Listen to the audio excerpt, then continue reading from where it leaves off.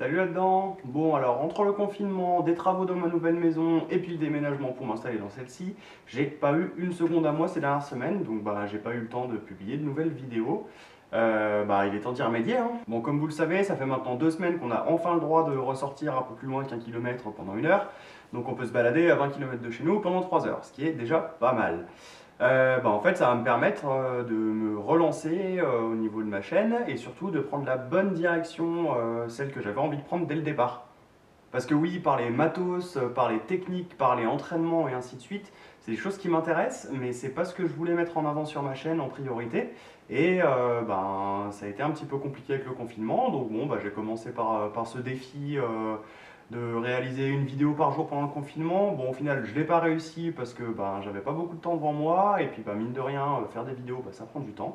Donc j'ai dû me concentrer sur d'autres choses et puis c'est pas grave, hein, j'ai pas réussi totalement, j'ai réussi à faire 23 ou 24 vidéos d'affilée, ce qui est déjà pas mal. Ça m'a permis d'apprendre pas mal de choses sur la façon de filmer, sur le montage et ainsi de suite. Et donc je suis plutôt très satisfait de ce que j'ai fait et j'ai l'impression que ça vous a plutôt plu, donc c'est une plutôt bonne chose pour débuter.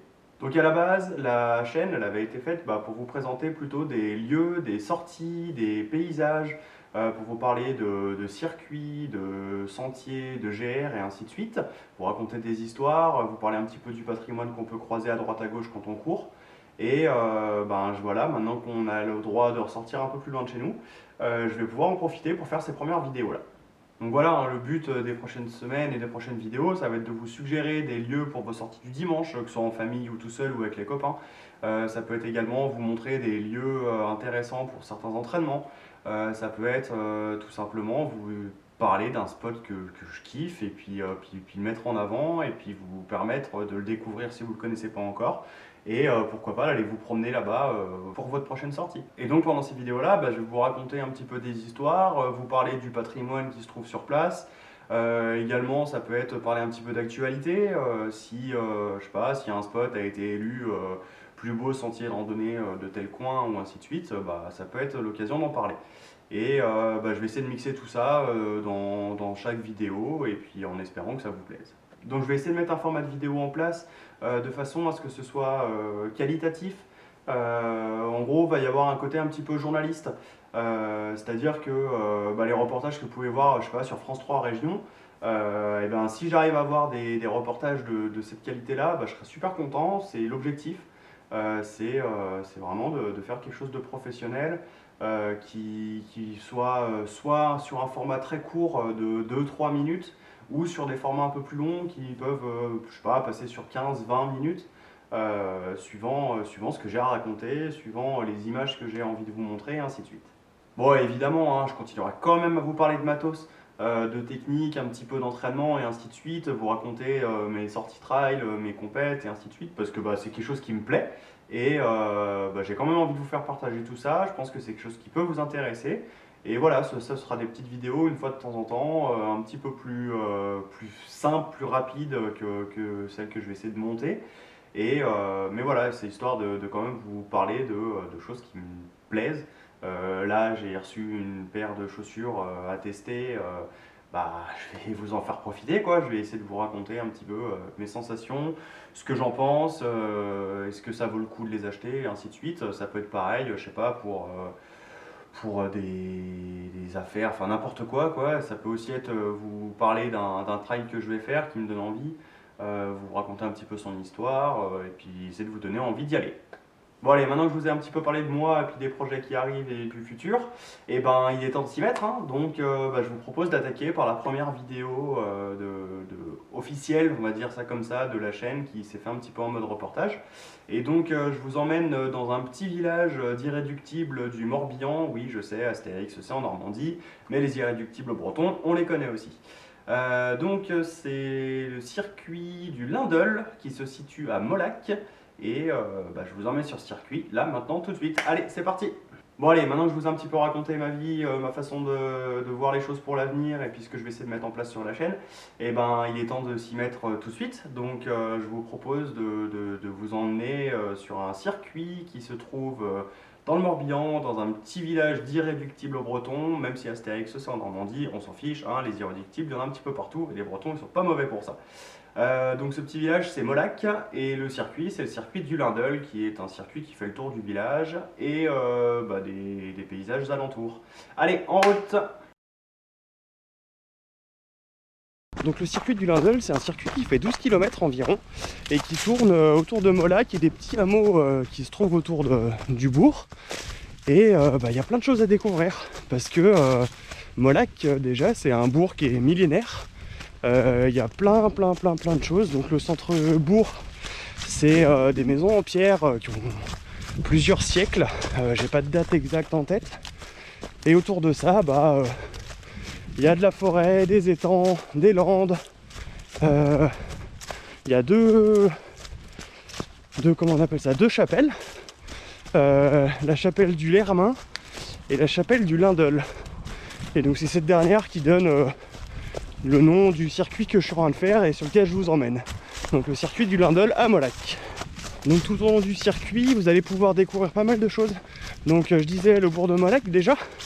Ensuite la vallée de l'Arz avec la rivière de l'Arz. Après on arrive dans les grès. Les grès c'est des collines de schiste. Donc c'est un petit peu vallonné.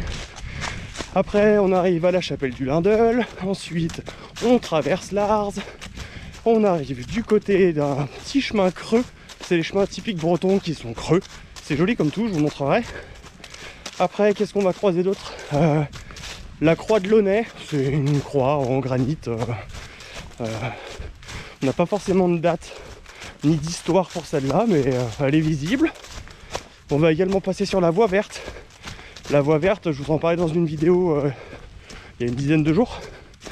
Et celle-là, elle part de Questembert, elle va jusqu'à Moron, si je dis pas de bêtises. Et elle fait un peu plus de 50 bornes. C'est tout du goudron, c'est quasiment tout plat. C'est royal pour une petite balade en famille. Donc après la voie verte, on va aussi découvrir la forêt de Lanvaux. Lanvaux, c'est la forêt, des landes, des étangs. C'est la nature bretonne, quoi. Enfin, bretonne sud. C'est joli comme tout. Et puis une fois qu'on aura déjà vu tout ça, ça fera déjà une belle balade et on sera de retour au village. Bon, donc tout le long de la balade, c'est super bien balisé. Il y a des petites croix pour dire que c'est dans le bon sens. Il y a des petites flèches pour dire d'aller à droite ou à gauche. Et puis il y a des petits panneaux aussi marqués circuit du Lindel. Je vous montrerai ça dès que j'en croise. Et en gros, il n'y a pas de raison de se perdre. Il n'y a pas de raison de prendre d'autres chemins. C'est tout simple. Et puis c'est agréable de savoir où on va. Hop, ça c'est les marques. Donc en bas, on a le circuit du Lindel. Après au-dessus, je sais pas lequel est lequel, mais au-dessus on a le GRP Vannes, qui est un GRP qui part de Vannes, plus ou moins, pays de Vannes, et qui fait tout un circuit dans le coin. Et le troisième au-dessus, je sais pas exactement. Et comme vous le voyez là maintenant, en gros, on est quasiment tout le long, soit en bord de forêt, soit dans la forêt. Donc l'été c'est super agréable parce que quand il fait chaud, on est à l'ombre. Et mine de rien, l'hiver ou l'automne, quand il pleut beaucoup, on est quand même un petit peu à l'abri, c'est-à-dire qu'il y a un peu moins de pluie et puis c'est pas désagréable. Donc voilà, le petit chemin tout le temps en forêt ou bord de forêt. Bon, et donc le petit point culture, écriture, Molac, c'est un nom d'origine celte. En fait, dedans il y a Mol, M-O-L, et Mol dans un langage gaulois assez ancien, ça voulait dire colline. Donc Molac sur la colline, vu que c'est un village qui est perché en hauteur. Et puis il y a plein de petites meules aussi. Et donc là on arrive au pied de la voie verte. C'est un monstre remblai qu'ils ont refait. Ça date de je sais pas quand exactement. En fait avant c'était un ancien chemin de fer, un ancien chemin de fer, une ancienne voie ferrée. Et depuis qu'ils s'en servent plus, ils ont reconstruit dessus un petit chemin qui fait, comme je disais, plus de 50 bornes et qui est super agréable pour les petites balades en famille, un tour en vélo. Donc là on arrive au niveau de l'Arz. Bien, c'est une petite rivière, mais vu que c'est tout plat, à droite et à gauche, et ça peut vite monter. Donc là ils ont construit un petit tunnel là-dessous pour passer sous la voie verte. Donc là on le voit pas mal. À droite les collines de schiste. Et tout ce qui est sur la gauche là, c'est la vallée de l'Arz. Donc bon, c'est des petites collines, hein, on est en Bretagne, hein, c'est pas très haut. Mais pour quelqu'un qui court, qui a envie de faire un tout petit peu de dénivelé, et se faire des petits allers-retours dessus, ça marche. Et donc là on arrive au bout de la voie verte, on va pouvoir tourner à gauche. Donc toujours le circuit du Lindel, une autre trace, peut-être le GRP ici, de Vannes, et voilà. Et là on attaque la toute petite mais raide côte. Et après il y a toujours des petits chemins de traverse pour aller choper des petits points de vue plutôt sympas. Et ça glisse forcément. Donc là on domine toute la forêt. Et là-bas, toujours la vallée de Lars. Et donc là, on est sur un espèce de gros caillou. Et c'est chouette comme tout. Hop. Il faut se méfier, ça glisse. Et voilà, ça ressemble à ça.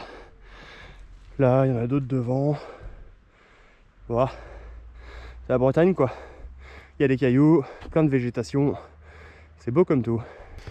Donc sur le circuit du Lindel, là, ce que vous voyez depuis tout à l'heure, il y a un peu de tout. Autant il y a un petit peu de route avec la voie verte que ici du single qui est super agréable, que ce que j'appellerais moi en tant que haut savoyard du chemin 4x4, plus large, plus roulant.